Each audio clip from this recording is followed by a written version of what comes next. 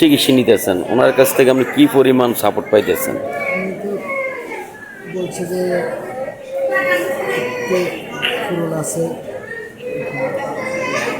ডাক্তাররা যদি মানে সাপোর্ট করে যদি একটু একটা সাপোর্ট লাগাই দেখবো আগে যদি ঠিক একটু টিকলো নাহলে পরে আবার মানে একটু জোরে বলেন। এখন মূলত কথা হচ্ছে যে এখনকার বর্তমানে যে ডাক্তার আপনার চিকিৎসা চালাইতেছে মানে উনি খুবই ভালো, বা ওনার এই সাপোর্ট বা ওনার বুদ্ধি পরামর্শ বা ওনার স্টেটমেন্ট আপনার কাছে খুব ভালো মনে হইতেছে কিনা? হ্যাঁ, খুব ভালো কথাবার্তা, খুব সুন্দর, চলাফেরাও সুন্দর। এরা ইয়ে কালকে বড় বড় স্যার রয়েছে, আবার আগামী দিনে বড় স্যার আসবো ফেরত স্যার। আচ্ছা। বাকিটা তো আপনি মনে করেন যে চিকিৎসা ডাক্তার কি প্রতিদিন মানে ড্রেসিং করে ডেইলি কয়বার, ইয়া কয়দিন পর পর করা হয়? দিন পর পর হ্যাঁ, যে বেসিক ডেট আছে আগে করতে হবে, কালকে করা হবে।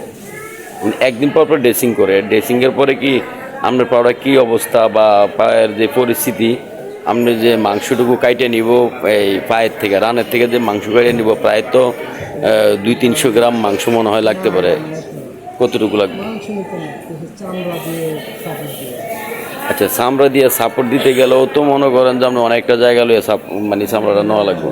হেঁটে কয় নিতেছি, হেঁটে কিছু আম করে বলেন, হেঁটে বলেন। আমি বলছি যে অপারেশন দরকার। এখন চিকিৎসা আপনি কীরকম পাইতেছেন? মানে সরকারি হসপিটাল হিসেবে যে সাপোর্টটা, সে সাপোর্টটা আপনাকে কীরকম দিচ্ছে ডাক্তাররা?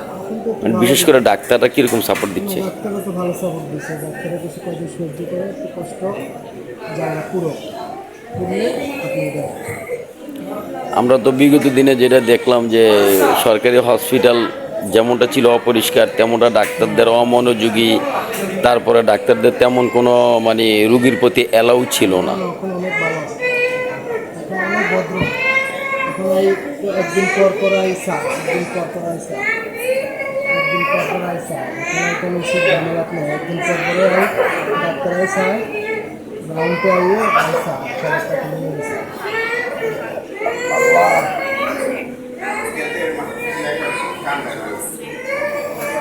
তাহলে মানে আগে যে ডাক্তারদের সাপোর্ট ছিল এখন ওই হিসাবে আগের চাইতে অনেক উন্নত এখন ডাক্তারদের সাপোর্টটা। মূলত তো একটা হসপিটালে ডাক্তারের সাপোর্টটাই হচ্ছে মেইন, তো সেই হিসেবে এখন ডাক্তারের সাপোর্ট অনেক ভালো।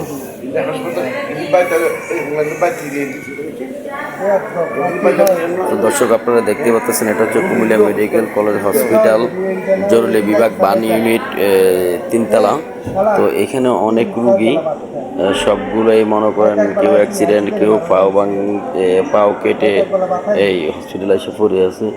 তো এইভাবে আসলে এই আমরা যতটুকু জানতে পারলাম তাদের কাছ থেকে যে আগে যে সরকারি হসপিটাল, সেই সরকারি হসপিটালে যে অপরিষ্কার ছিল এবং কি যে অনিয়ম ছিল, যে চিকিৎসা ঠিকমতো হইতো না, এখন সেই জিনিসটা আর নাই। এখন বর্তমানে অনেকটাই রোগীদের কাছ থেকে যতটুকু জানতে পারলাম যে এখন বর্তমান যে সরকার মাননীয় প্রধানমন্ত্রী তারেক রহমান ওনার নির্দেশনা যেভাবে দেওয়া আছে ঠিক সেইভাবে প্রতিটা সরকারি হসপিটালে রোগীদেরকে সেবা দেওয়া হচ্ছে। তো হ্যাঁ, মাঝে মাঝে কিছু নার্স আছে যে খারাপ আচরণ ব্যবহার করে, তো ডাক্তাররা এটা ফলো করে, ডাক্তাররা ভালোভাবেই রুগীদেরকে দেখাশোনা করে প্রতিদিন আসে, বড় বড় ডাক্তাররা প্রতিদিন এসে রুগীদের সাথে কথা বলে, রুগীদের কি সমস্যা সেগুলো পরিদর্শন করে। কিন্তু এই যে ওষুধ বড়ি আসলে সেই ক্ষেত্রে আমরা যদি একটু সেক্ষেত্রে যদি একটু রুগীরা সরকারি হসপিটালের থেকে যে ওষুধগুলো দেওয়া হয় তার পাশাপাশি বাইরে থেকে কিনে আনার জন্য যে ওষুধগুলো লিখে দেয়, তো আসলে অনেক তো গরিব অসহায় মানুষ এখানে আছে, তারা কিন্তু সেই ওষুধগুলো কিনা খুবই অসম্ভব। তো যখন সরকারি একটা হসপিটালে একটা রুগী ভর্তি হয়, টোটালি তার যত ধরনের ওষুধ বড়ি লাগে সেই সাপোর্টটা যদি একটা সরকারি হসপিটাল থেকে রুগীরা পাইতো, তো আমার মনে হয় যে আর কি, সেটা আমার মনে হয় না প্রত্যেকটা রুগীর একই কথা, যে তাহলে তাদের মানে খুব উপকৃত হতো, তারা ভালোভাবে সুস্থ হতে পারতো। তো আমি এই নিউজটা যারা দেখতেছেন সবাইকে আহ্বান করব যে আমার এই চ্যানেলে যদি আপনি নতুন হয়ে থাকেন চ্যানেলটা সাবস্ক্রাইব করে বেল আইকনটা অল করে রাখবেন, আমি যেন নতুন নতুন আর আপডেট দিতাম পারি। আজকে যে ভিডিওটা করতেছি সেটা হচ্ছে কুমিল্লা মেডিকেল কলেজ হসপিটাল, যেটা কুরসাতলী নামে পরিচয়, সেটা জরুরি বিভাগের 3 তলা বান ইউনিট সেখান থেকে আমি রুগীদের সামনে এসে আপনাদেরকে সরাসরি ভিডিওটা করে দেখাচ্ছি।